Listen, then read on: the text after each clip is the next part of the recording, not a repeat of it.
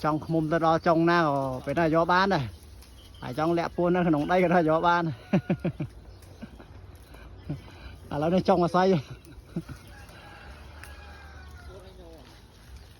lòng nhớ ô men lỏng bố men lỏng không khen lỏng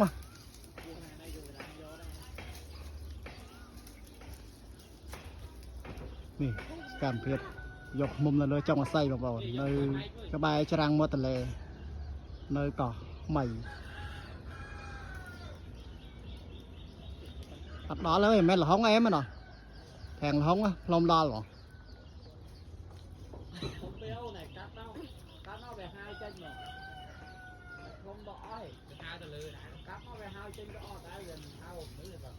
nó phải nơi trong là xoay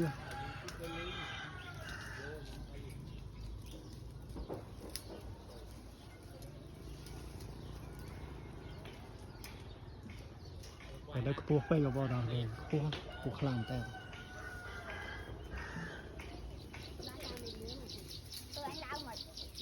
nó ô này đang hàng trước là ô một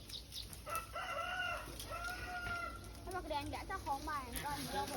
mày lại cái lửa cắt con lươn rồi vô anh đâu vô vô hả